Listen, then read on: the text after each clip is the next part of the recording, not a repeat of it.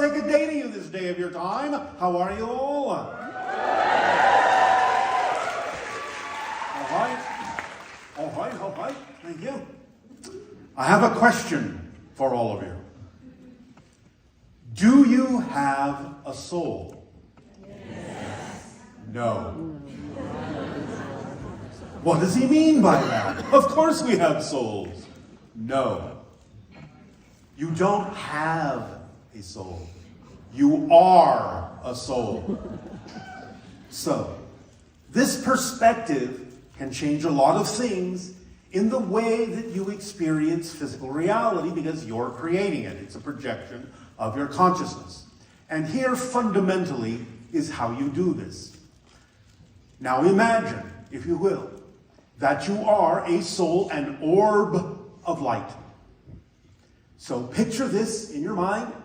You are this sphere, this orb of light. And within it, there are ripples of energy, patterns of energy. Just like dropping a pebble into the pond creates ripples. Imagine ripples in every direction inside this orb of energy, this orb of light. When a soul decides to have a physical experience, this is what happens. These ripples that all are happening inside this sphere of light, this sphere of energy, this sphere of consciousness, all these ripples represent different aspects, different qualities, different attributes of the soul. So when a soul decides to experience a theme in physical terms, some of those ripples, some of those attributes are focused on, and they condense down and down and down in a focus to the center of the orb of light. Now, that doesn't mean the orb disappears. It is still there. Only some of the aspects of it have condensed down into this tiny small bit at the center. You might call it a seed, a hard kernel, like a subatomic particle. And that small crystallized seed at the center of that orb of light is your physical mind. That is how the soul creates its experience of physical reality. It creates a focus, it creates a dream experience within the center of its being, taking some of the qualities, some of the attributes, some of the aspects of its total self, crystallizing them, focusing down into that little center seed, that little center crystal. And that center crystal contains those attributes that represent the theme that being will explore as a physical being in that physical dream at the center of the soul. So when that life is over, the soul doesn't leave the body. The crystal seed starts to expand again, starts to open up again, starts to soften, and starts to merge back with and into itself as the soul. So that is what death is simply the awakening from the dream state, from the little crystallized seed at the center of the soul. And the idea of the expansion of consciousness overall is what begins that process of opening up. It doesn't mean that just expanding your consciousness means you have to die physically.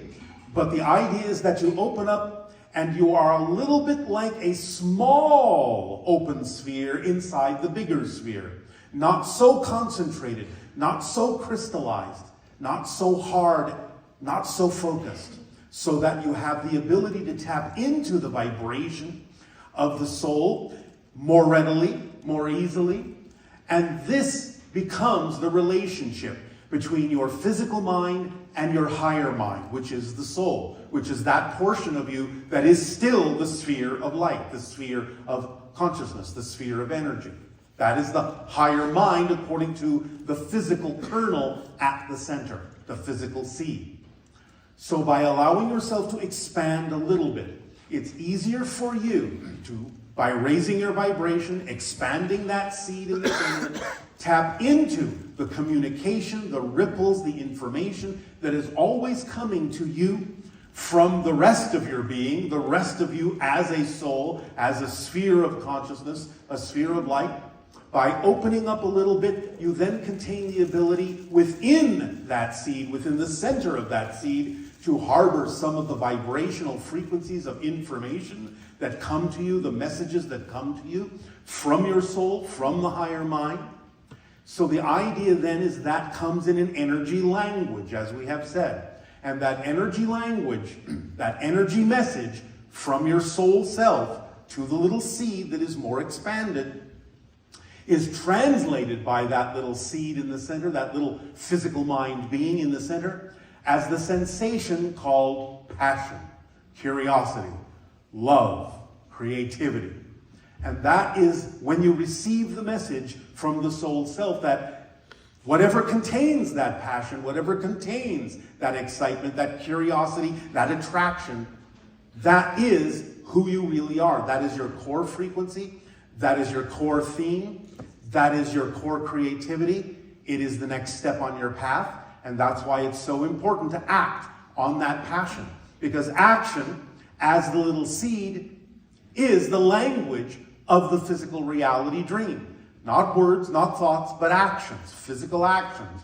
Let the soul know that there is an echo from the crystal. There is a reaction, a response from the crystal that it heard the message from the soul self and is willing to act on it, willing to be guided by it, willing in that sense to move forward in that way, which then allows the soul to respond to that echo, and then you create that back and forth dialogue between the soul sphere and the crystal seed that is you as a physical mind, as a physical being. Does this make sense? Yes. So again, focusing on yourself as a physical being, saying, I, as a physical human, have a soul, is very different than understanding that you are a soul that is simply having a human experience, that is having a human dream, a physical reality dream. So the idea is to allow yourself to really start opening up and remembering that you never leave spirit. Spirit is your natural state. You haven't left it. Most of you is there right now. All of you is there right now. But you have this little crystalline seed portion of your greater self that is pretending, that is dreaming that it's no longer in spirit. That is what physical reality is. And when you start looking at it from that direction, you start really tapping into your innate self-empowerment, your true nature, your true core essential vibration. And many more things can happen that are more representative of alignment between your physical mind and your higher mind, so that you can really understand you are not a human being physically that has a soul. You do not have a body, and inside the body is your soul. You are a soul, and inside your soul is your body. That's the difference. So, you are a soul, you don't have a soul, you are the soul. We thank you for allowing us to share this perspective with you this day of your time. In return for the gift that you are giving us in allowing us to serve you in this way and share this knowledge, we ask, how may we continue to be of service to you? You may begin with your dialogues and questions if you wish. Thank you, for Bashar, for being in this beautiful city of Sedona. Is your ship still over our city? It is above Bell Rock, about 1,700 of your miles. Right. And anything we can get from that being here for us? Anything that will add to our experience as souls? Again, the idea of the height of the ship above Bell Rock, which is the center of the vortex in your area, will be a barometer for how your overall energy is doing. So it may raise, it may lower, it may adjust according to the different energies on your planet and the energies you bring into this particular vortex. Okay, so we're doing okay right now. Huh? You are doing okay. Okay, the question I have about this subject you just raised is, how does the soul be affected in parallel universes, future lives, all that? Are those all aspects of the soul's experience, even though they're not happening in this physical reality? You are now talking about the oversoul's experience. which you can consider, in a sense, from your perspective, a collection of individual souls. So different souls have different experiences in different realities, but they all connect back to what you may call the oversoul. So it depends on what level you're talking from when you ask a question like that. And when you say, am I this or am I that, it depends on whether you're talking as a physical mind, the soul, the higher mind, or the oversoul.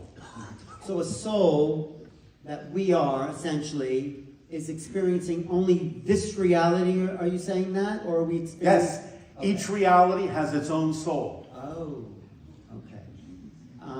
All right, is there a way to access, or we don't need to access other realities if we're right here? You are accessing other realities all the time because there is a connection between all the souls in the oversoul, as I said.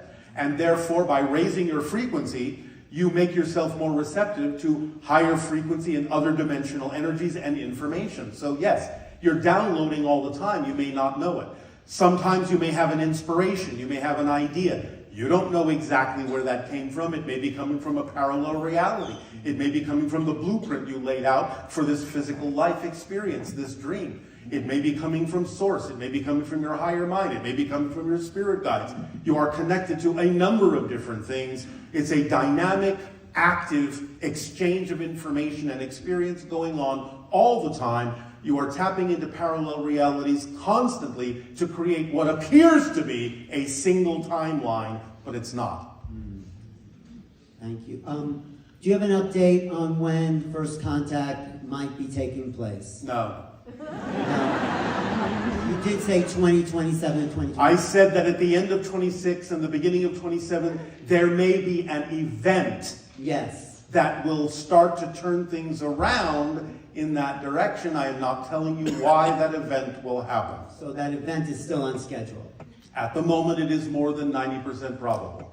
We'll be waiting. Thank you, Bashar. You are welcome.